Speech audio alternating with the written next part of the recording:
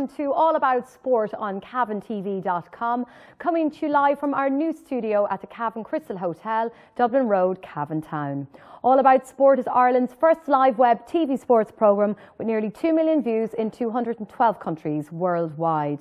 Coming up on tonight's show, our well-informed traders from Boyle Sports, Rory and Damien, are here to give you all them much-needed tips for the following events, including the Allianz football fixtures, the Premier League darts, the Premier League football and the Irish Grand National, which is taking place on Easter Monday, and that's all coming up.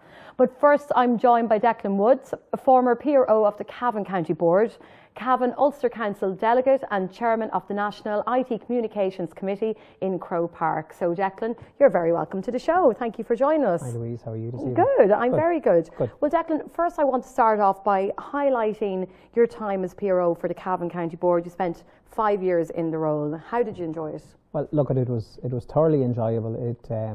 As what people said, where did you get the time for it? But I think it's like anything else. If you enjoy something, it becomes a labour of love, and you don't have any difficulty in putting in the time into it. And I think if you want something, you know, you're going to put in the effort to try and deliver on it when you particularly want it, and it was something I wanted. I suppose PR and communications was always an area that I had an interest in, and I felt that there was room for some improvements and things like that, and some ideas, and yeah, brought them to the table, and thankfully it worked out.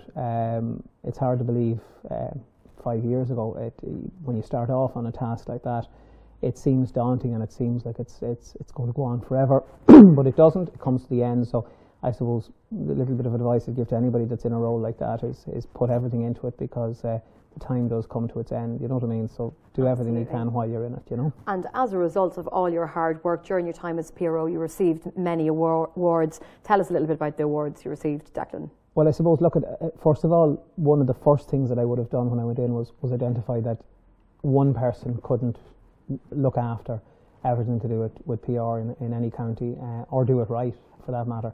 And I suppose previously that was the way it had happened, but I think things had changed quite a bit, Louise, with social media, with people having their demands for getting information instantly, and I suppose you see the emergence even through our period there of live web TV.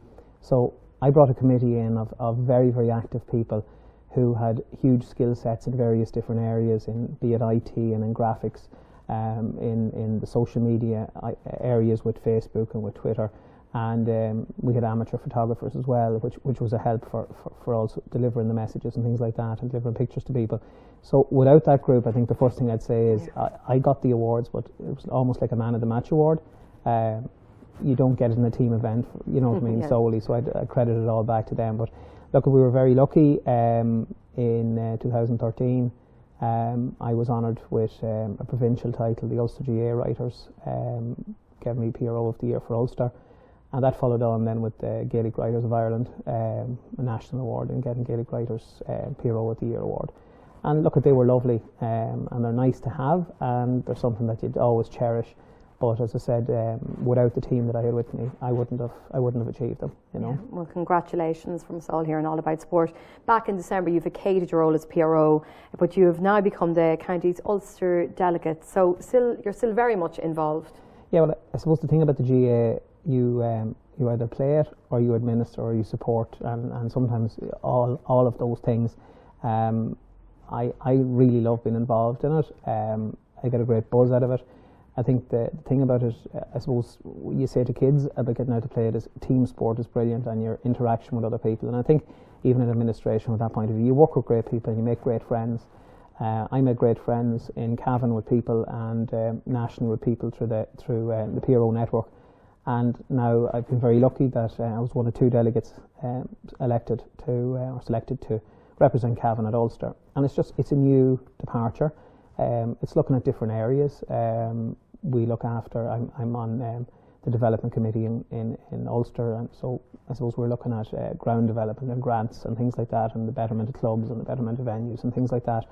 And I'll also be meetings and all take place. Yeah, there'll be meetings and things like that. Where would they take place? They take place in Armagh, in Ulster Council headquarters. Yeah, you have a little bit more travelling involved in it, and then my interest in the public relations side of it will still be there. I have a very close relationship with John Connolly, who's the current Ulster Council PRO, and John has asked me to assist him throughout the year in dealing with media and things like that when the championship starts. So I'll still be working with that level, and that's something I'd really want to enjoy as well, because I think the premier competition, without doubt, is still the Ulster Championship. Still the Ulster Championship, and I think everybody, while the league is going on at the moment, is great. Everyone's biting at a bit to see the Ulster Championship starting off, you know. Absolutely. Well, we must mention Congress, which took place in the Slieve Russell Hotel back in February, but I suppose the team behind the campaign to get a Cavan man, Uachtaráin Egon O'Farrell, to bring, I suppose, to the highest office of the GAA, that was a huge task to undertake, but you were very much behind that campaign. Yeah, well, I suppose, like everything else, we were very lucky in that we had a hell of a candidate, and I think, as you would know, Louise, would having worked with Egon. In fairness, Egan has been through the ranks of the GAA from his club, being a club official, and moving on into County Board and then into Ulster Council, and he held every office possible in Ulster Council and then went on to national level. And I think, you know, all one has to do is look back to last February, 12 months, on the night of the election, where there was 3 very strong candidates, and Egan in first count romped home, and it showed the level of respect and belief that people had in him. He fought a very strong campaign.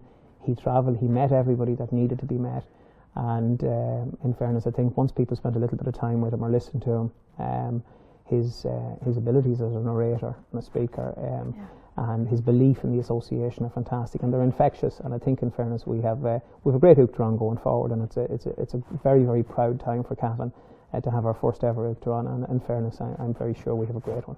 Yeah, it was brilliant, and Congress was a great success. Steve Russell really pulled out all the stops. Yeah, it was an onerous task. We were delighted when, obviously, the Congress, the decision to host Congress is down to the President and the CEO, or Ardstúr Pádraig Duffy, and obviously in Egon's year of inauguration, as it were, he wanted it to be in Cavan. And yes, as you say, we were very lucky to have the venue. It took a lot of planning, and we worked very closely, myself and Tom Riley, with staff in Croke Park. But the level of compliments that came out after it from people, and letters and well wishes coming back, and people saying it was the best Congress they ever had. Even down to simple things a lot of people wouldn't have seen. We had a partners tour, Louise, where we took 2 bus loads of partners to the Burren, the Cavan Burren, and brought them back then to a cookery demonstration with Nevin Maguire. And it went so well, and things like that really sell Cavan and promote Cavan, and that's the bigger picture as well, you know. Brilliant. Moving forward, Declan, you're a very busy man, but you've recently been nominated as chairman of the National IT Communications Committee in Croke Park. Talk us through that. It's some more work for you to undertake. Look, I suppose it's again, it came out of the blue when I wasn't expecting it. I suppose had thought it might be nice to maybe be asked to be on a committee, but to have been asked to chair that committee was something that I'm absolutely thrilled with. I have to say, a little nervous about it, because there's going to be a lot to do. We have 3 years, and I have a committee of people who are jotted around the country in various different areas, with 3 full-time staff members from Croke Park, and we've met already to do up our terms of reference and our action plan going forward and things like that. And the first full committee meeting will take place on Thursday week. We'll be looking at all areas to do with communications, improvements of things in grounds like Wi-Fi and stuff like that, infrastructural improvements to do with delivering the message and getting the good word out for the GAA throughout the county and indeed the country now. So, and indeed through the world, because of course it's an association, it's expanding and spreading.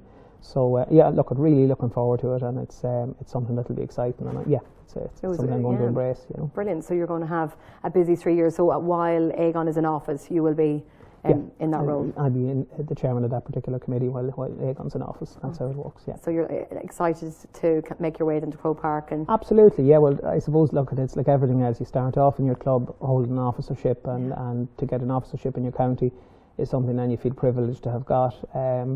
To move forward and represent your county, which we're just doing at the moment at provincial level, is also very nice. And then to be asked on top of that to chair a national committee is something I feel very privileged to have been asked to do, and I hope I deliver on the expectations of the Uachtaráin. So that's and I'm sure you will. Declan Woods, thank you very much for taking time to speak to us on All About Sport, and the best of luck going forward. Thank you very much. Louise. No problem. So we're going to take a short ad break, but I'll be right back with Rory and Damien, so don't go anywhere. Cavan Crystal Hotel provides 4-star accommodation on the edge of Cavan town. Located conveniently on the Dublin Road, just 60 minutes away from Dublin. with 85 beautifully appointed bedrooms and a number of luxurious suites. We offer wedding packages. With our one wedding a day policy, we guarantee to make yours a special day.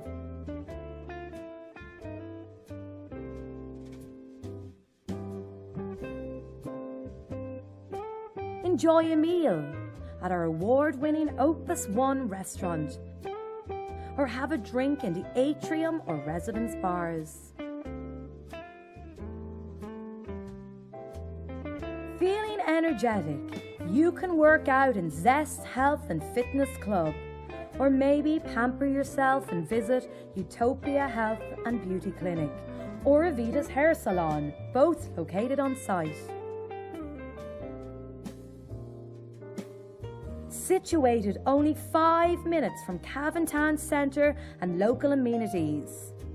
Cavan Crystal Hotel, gateway to Ireland's Lakelands.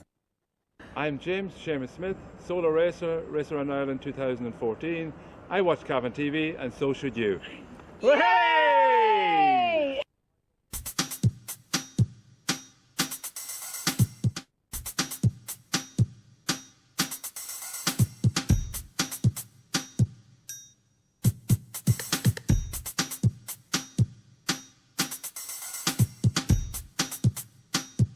I'm Gavin Duffy and I'm saying watch cavantv.com. It's a great opportunity to see some great programs, and you can watch it all around the globe via the internet and on many platforms. I watch it myself, great stuff.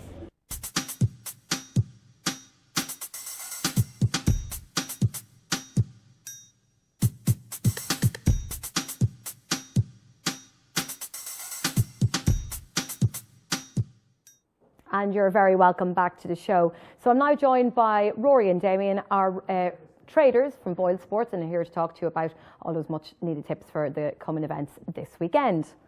You're very welcome. How are you? Hi Louise, how are you? Good. Here we are, another week. Another week. Yeah, back in. Yeah. We tipped up last week. I was thinking about when I was watching the Ireland game. I couldn't forget the conversation we'd had here about the Ireland-Poland game. Brilliant. Did many people win good money on a draw? Yeah, the draw was the popular bet. Yeah. Oh, definitely. There wasn't just much confidence in backing Ireland to win the game, you know, because Poland are a strong team, you know, they've beaten Germany in that, and they had made us wait for the draw in the end. Like, they left it late enough. The draw would have been enough. If Ireland didn't get a draw, it would have been very unfortunate. They dominated for large parts of the second half, and Shane Long popped up at the end and got the goal. I was wondering why it wasn't brought on sooner. Why were they kind of holding out? I don't know, there's something wrong with Ireland. They have to be one and down before they start playing in games. Like, you know. Yeah. It's in our They DNA. hit the post twice before that, so. It was all, I suppose, Ireland really had a huge amount of the play in the second half. They were the stronger team. Yeah, just lacking a bit of cutting edge, the vital times. So look, not a bad game overall. But we're going to kick-start with the Irish Grand National, and that's on Easter Monday, kicking off at 5 p.m. So I'm sure you've got lots of much-needed tips for us there, guys. Yeah, we'll take you through the Irish Grand National. Actually, the Boyle Sports Irish Grand National, we were sponsoring it. Oh, right, okay. Last year, Big one. After the All-Ireland and things like that, the Easter Festival at Fairy House is a massive sporting event in Ireland. You know, the Grand National is the biggest race in Ireland of the year. It's a great day out, even if you aren't a racing fan. You know, it's very family-friendly. You can bring the kids on Easter Monday if you're trying to fill the day. It's a great day's entertainment. It's a great time as well. 5 o'clock at suit. 5 o'clock, yeah, you know, it's not too early. And Bank holiday Monday. Yeah. Make an evening off it, yeah. Exactly. Yeah, and for those who can't make it, it's live on RTE too as live well. on RTE too, yeah. And sponsored by Boyle Sports. Yeah. Sponsored by Excellent. Boyle Sports. Yeah, we like putting money back Are you in going to head Irish with racing. yourselves? Will you be down No, there? We'll be in the office. Oh, Be in making the money. trying to make it pay. Trying to make it pay anyway. Well, Okay. as it says, the jewel of it all is the Boyle Sports Irish Grand National. It's a 3-mile 5 handicap chase. We cannot split the market here. It's a totally open race. It's 10 to 1 the favourite, 12s, 14s, 16s is the price you're going to see here. There's no odds on shots. There's no 6, 7, 8 ones. We'll start with the favourite anyway, it's Gallant Oscar. It's trained by Tony Martin. Came toured at Cheltenham Yeah, you can in the tour handicap chase. There was one by the Druid's nephew. Now, the second favourite here is Grand Gesture, 12-1. He came second in that race. You might say, why isn't he favourite? Yeah. But Gallant Oscar actually finished very, very strongly in that after being out of it. Already he was a good bit back, but the way he finished, he kept going over 3 mile 5. This should suit him. Tony Martin loves handicap races as well. There's bread and butter, yeah. Exactly, yeah. Gallant Oscar finished third at handicap chase at Cheltenham. He actually finished fourth in the Tayestas in Goran earlier on this season too. He's had 1 win and 2 second places this year as well, but they were over novice companies. So yeah, it's a big step up here, but he's well capable of doing it. Another second favourite is Vic's Canvas, it's Dermot McLaughlin's horse. Now this horse mightn't be standoutish, but in the last 5 runs over chases, it's never finished any worse than 5th. It actually have to go back to last April when he finished out of the top 5. Yeah. So we're paying a quarter the odds, 1, 2, 3, 4, 5 places in this. Like, he's a good each way bet. He should be in the placings. Barring any difficulties. It's a Grand National, you know. The best horse could fall at the first, you know, to get into trouble. Then we have Lots of Memories, 12-1. It's a PJ Faddy horse. It's in bad out form. I'd leave it alone. Then we go on to 12-1 Empire of Dirt, Colin Murphy for Gigginstown stud. It won a chase, 22nd in Navan. 22nd of February in Navan, its last run. Yeah, it actually finished second in the Down Royal Beginners Chase on Stephen's Day, gone past. It fell in the Thurles Handicap Chase in January, and then it won the Grade B handicap chase in Naas in February. So that's it. It's coming into a bit of form. I get it hard to trust a horse that falls, especially running in a national. You know? Exactly. Yeah, but don't give them too many second chances. Then we've, if in doubt, 12-1 Pipe Horse. Mackay's going to be riding. It's going to be Mackay's last ever showing in an Irish national. It won a beginner's chase in Catterick in December. It's ran all its races as far as I know over in England. It actually won the Sky Bet chase at Doncaster earlier on this season too, over 3 miles. So it'll need a step up in distance the next time. It was 5th behind Don Polly in the RSA chase at the Cheltenham Festival earlier on this year as well. That was actually over 3 mile 5. So it just has to improve that little bit more. And Don Polly's a good marker for form too. It's all about Mackay this next Monday. All about Mackay. As we say, it's 12-1 there now. The fact that it is Irish national, there's an emotional bet will be there. You know, that'll come down in price. That might go off 10-1, 9-1. So if you're going to back it now with a bit of value. You know, if it doesn't run, Boyle Sports are refunding. Non-runner money back as always. These big anti-push races. Then we move on to Embrace and Change. This is actually your fancy in the race, 14-1, the Tyner horse. Yeah, it's won its last 4 races. It won the Clonmel Isle Chase in October. It won a handicap chase in Thurles, actually a week after that. It won the Porterstown handicap chase over 3 mile 5 in Ferryhouse at the end of November. So it has course and distance form. It won the Grand National Trial handicap chase in Punchestown earlier on in February, and it was over 3.5 miles. So there's not too many horses in this field. Course and distance form. So form stacking up there. You know, it's worth a bet. Like 5 places. You know, you should be assured of a place there. Tyner was actually doing very well at the start of the National Hunt season, so he'll be looking to. A lot of his horses do run well fresh, though. Like, you know, he kind of gets a jump start on everyone else, doesn't he? Yeah. So hopefully, I'd be tipping that one up. Well, then, if we go back to Cheltenham, then the next horse in the field is another 14-1 shot, Wounded Warrior, Noel Mead's horse.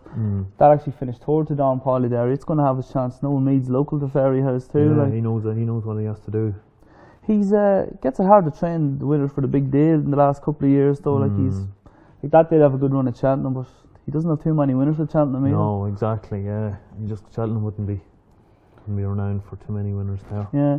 We move on then, Heathfield, another 14-1 shot, another Tony Martin horse. This was actually meant to run in the Midlands National just a week after Cheltenham. Didn't go, decided to go stay at home, went to Navan instead, won a handicap chase at Navan.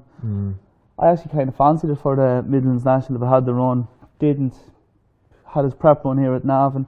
He's going to have a good chance here too. Definitely. As you said, like Tony Martin loves the handicaps. There's no doubt about it. Yeah, and it's generally not the one you expect that wins them too. Like exactly, you know, it's the one that's hidden away. Yeah, true enough. Then we'll move on to controversial man at the minute, Ted Walsh. 16-1 his horse Champagne James. I wouldn't be backing it. Do you have any fancy No. for? Ran a stinker at Cheltenham, didn't it? Yeah. Well, finished 7th in the Kenmore in Cheltenham earlier on this year.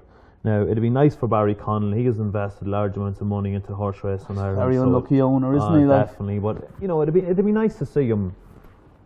It'd be nice to see it for Barry Connell. Yeah. And for Father Ted as well. Exactly. Yeah. Oh, Ted would love it now if he won it. It's 20-1 the field. Bar after that, all the horses then 25-1. I give a squeak to an outsider here, 33-1 shot, Toby Larone, coming over for England, Dan Skelton's horse. Obviously a former assistant to Paul Nicholls. He's gone out in his own the last 2 seasons, been doing very, very well. Yeah, he has indeed, yeah.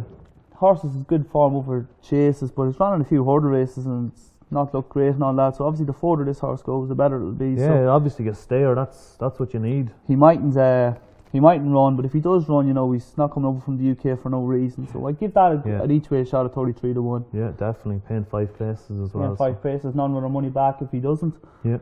Well, that's the Irish Grand National covered, Louise. Signed, sealed and delivered. How many races is there altogether on that day?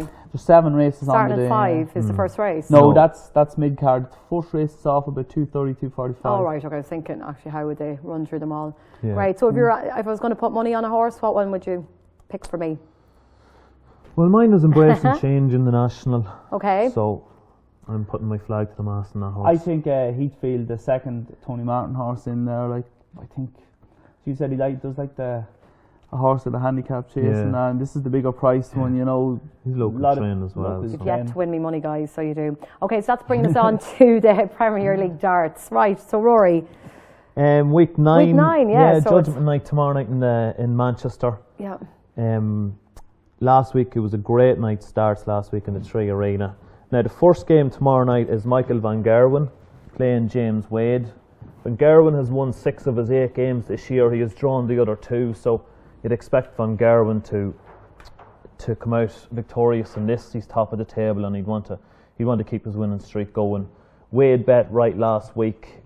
It's a big ask for Wade to turn over Van Gerwen. Now the second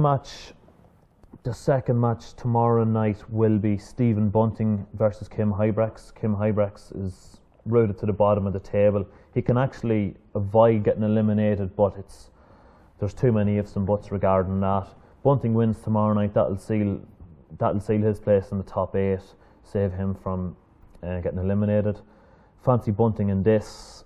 The only thing that could change him, the fact that he's a Liverpool man, the Manchester crowd might get in his back, but hopefully not. Now, moving on to the third match, it's Gary Anderson v Raymond van Barneveld. Anderson was 4-2 down last week against Bunting and came back and bet him 7-4, so it's definitely a change, Gary Anderson, compared to the last couple of years. He would have probably lost that match in the years gone by, but he has recovered that inner steel inside him to go on and clinch games. Barney, on the other hand, is fighting elimination as well. Barney won it last year, so it would be a pity to see Barney going out tomorrow night. I fancy the draw in that game, though. I think if Barney gets a draw, he's more or less safe. The fourth match will be Phil the Power Taylor against Chisnell. These games have always been good in the past. Chizzy, they actually played in the final in the PDC, I think in 2013. That Taylor absolutely annihilated him, which wouldn't have done Chisnell's form, and it wouldn't have done Chisnell any good. But Taylor's blowing hot and cold this year. Now, he's won a lot of his games. He was beaten by Barney a couple of weeks ago. Chizzy played well last week. Yeah, Chizzy actually, he was. He turned it on. Yeah, Vince Medalla Lewis, wasn't it? Yeah, he bet Lewis in the first match last week. So I can't see him winning it. But if Taylor doesn't turn up on top form, you know, he probably will take advantage of it. Like, Taylor's 3-dart average over the Premier League this year has been unbelievable. Like, he's hitting against Barney at a 115 3-dart average and was still beaten, which is totally unheard of before. Like, that's the standard you're at the minute. Like, well, that's you have to be firing on all cylinders. Lewis won two World Championships and he's not consistent to do it week in, week out, and he's getting shown up. Like, you know? Yeah. His only win this year was the first night against Leeds. I'm fed up with looking at him because every week we say he's a good price, like, you know, and he just doesn't come out and do it. Like. Well, I actually think that he will. I think he's doing it despite you guys. He's listened. He's watching the show, thinking, you know what? The last match tomorrow night, Lewis is playing Snakebite, Lewis is 6-5 at Boyle Sports. I think he will win tomorrow. He has to win, and results have to go his way. But look, he'll know at that stage what he has to do, and if he knows that he has to win, he will win it. 6-5 for a reason, you know. Some of these prices sometimes you think are too good to be true, generally are. Yeah, exactly. I'd be taking them on anyway. No, I'm totally against I've lost enough money on over the last 6 months to. Well, yeah, I've been telling like. you to leave him alone, but I fancy him. I fancy him tomorrow night. And as I says, he knows what he has to do. So I think he'll definitely win it now tomorrow night. It just annoys me the way he won the 2 World Championships. It looked like he was going to dominate, take over from Taylor. And it looks like he can't be bothered, like, you know, to put in the effort and the commitment week in, week out. His doubles better. He bet himself last week on the doubles. He missed an awful lot of doubles. Like his percentages on doubles last week were diabolical. Like for that level of play. So, but yet he can take out a 140 odd, like, you know. Yeah, but that's only one leg. It's consistently over the course of the night. You have to tell him this, that's what I'm saying. Okay, guys, we're going to have to break up this argument here, and we're going to have to move along to the Allianz National Football League. So, I mean, let's just go back to last week's game, the Cavan Westmeath game. Oh, everything was brilliant about it, bar the weather. Like, you know, it was very cold sitting in Bethany Park watching it. Now, though Cavan did play well, I think the turning point for Cavan is Keane Mackey coming back to full fitness now. Yeah. He just knits everything together so well. You know, we get more out of the forwards. You know, Martin Riley as well. Martin Riley's been very, very great. He's played very well all throughout the course of the league, and he get his place in any other. Should they have expected though a kind of a stronger win to come out with, you know, more scores on the board? Was it, you know, it seemed quite close?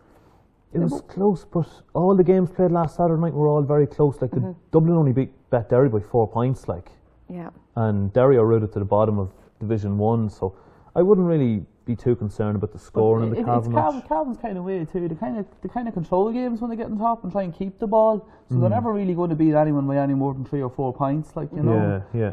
You know, once they get their heads in front. Yeah, again, they never looked under pressure last week. You know, Westmeath had a lot of the ball, but kicked an awful lot of wides. But it wasn't really shooting scorable positions they were kicking from either. Like, you know. Okay, so happy enough for Cavan's performance last week. Oh yeah, without a doubt. You know, as I said last week, if they had to win to secure to stay in Division 2, they've done that last week. Now they have a chance of getting promoted. Yeah, which is great. And they played, I suppose, a home game, which we were kind of saying last week. They weren't having much luck. It was the talk from White at home, so they kind of completely proved us wrong there. So talk us through anyway some of the other fixtures. As Cavan are in Division 2, we start with Division 2. Division 2 is just as tight from top to bottom. Down or top of it with 8 points. Then you have Meath, Cavan and Roscommon all in 7. So they're all trying to get into the final. Then you have Galway, Laois, Galway 6, Laois are on 5, and then you have Kildare on 4 and Westmeath on 4. So even the bottom team has a chance of survival.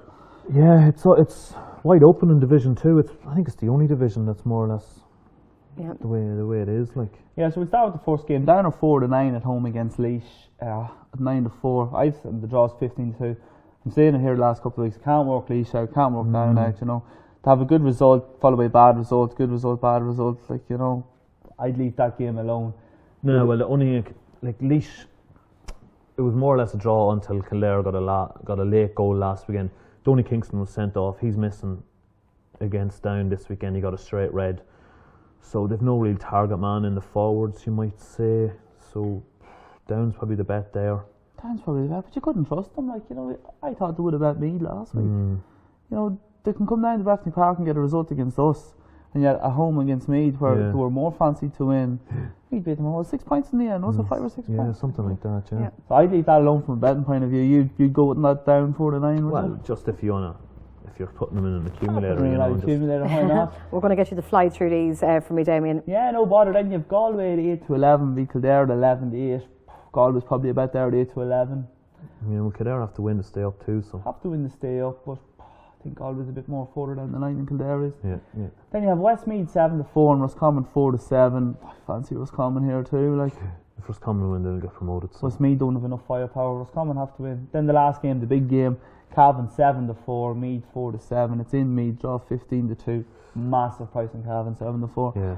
Our GA trader put them up at 2-1 Monday morning, and they put them through a window. Like, you know, it was far too much of a price. I think he didn't respect us at all. We have nothing. We're not afraid of Meath. Like, you know, we played them 2 years ago in the league when they got promoted.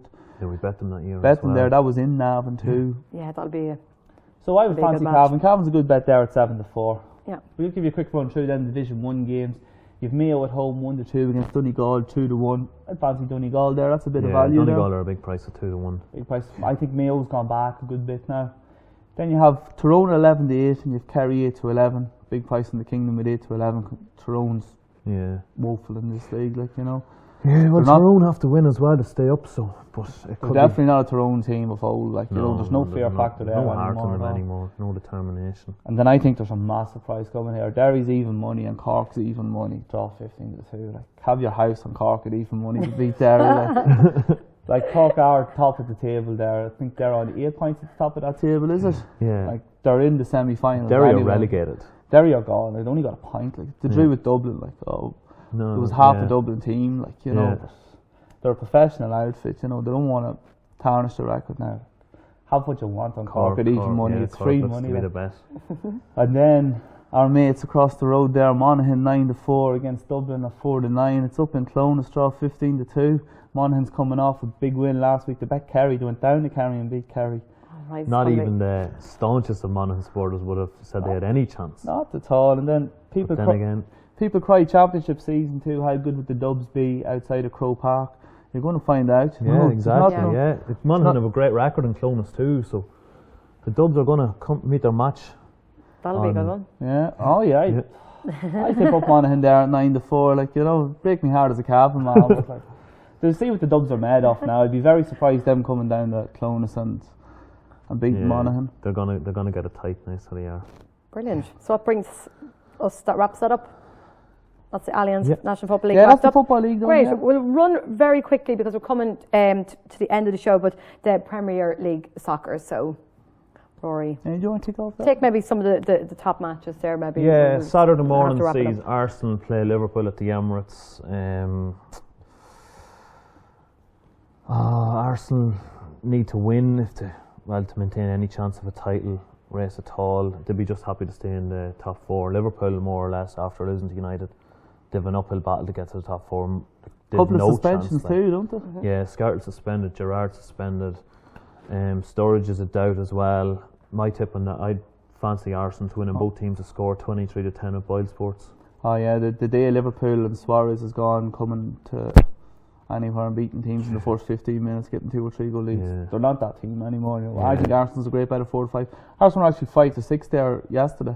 Prices come in there, but Liverpool have actually only won one of their last 18 away matches against Arsenal in all competitions. So stats say it, like 4-5 on Arsenal to win the game. That's a great price. I think so. We'll be having a bit of that.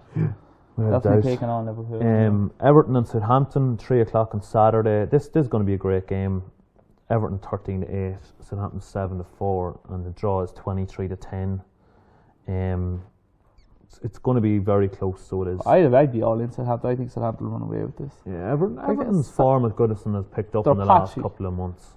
Like, Southampton's been up at the Champions League spots all season. They're there for a reason. Like, they've nothing to be afraid of against Everton. Everton play nice football all right when they're playing well, like, but they're very inconsistent. Like. Yeah, I suppose so. Like, Pele scored for Italy the other night. He scored. I just can't agree. I just can't win at this point. Don't agree.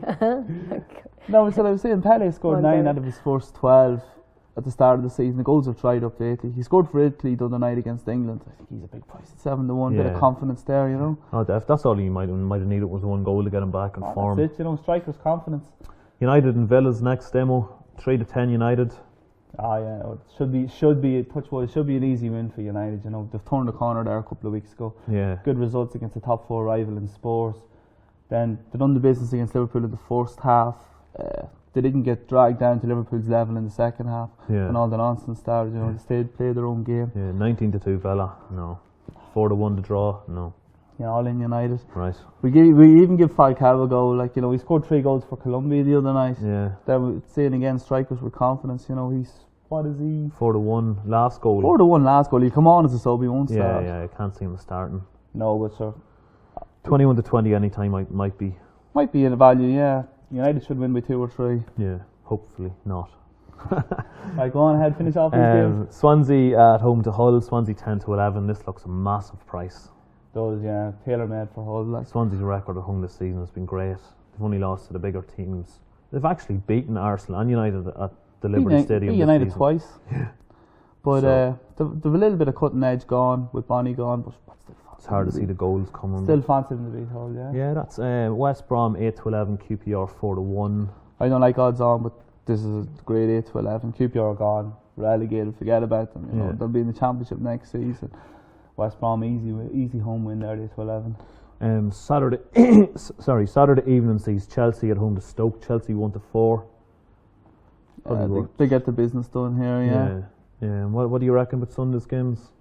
You've Burnley, you're playing Spurs. Burnley and Spurs, you'd expect Spurs to get back to a winning way there. You have 11 to Sunderland, 10. you'd have Sunderland, Newcastle, the Tyneside derby. I wouldn't know what way that would go. I couldn't call it for two bad teams. Yeah, the form goes out the window. Them derbies especially. Yeah, Monday night though, the last game is Crystal Palace v City. Crystal Palace are 4-1. That's a bet of 4-1. They're home. They stopped Liverpool from winning the league last year. They're a tough team to beat. City aren't going well. It looks like you buy Pellegrini's going to be out the door. They're already talking about signing new players. 4-1 on Crystal They could Palace. finish off City's title chances this season as well. Yeah, 4-1 by They definitely Louise. could. There you go. Brilliant. that's good. That's your Thank free you So so between much. Cork and Palace on Monday night. I'm going to be rolling in the money. Yeah. Brilliant. Is that Simple it, guys? as that. That's it. You're so good. Thank you so much for joining us on the show. Brilliant. So that's it from our traders from Boyle Sports. So that's it from All About Sport for this week from the Cavan Crystal Hotel, Dublin Road, Cavan Town. If you want to feature on the show, find me on Facebook, Louise O'Reilly, or follow at Cavan TV Sport. Thank you for watching, and it's goodbye from me, Louise O'Reilly.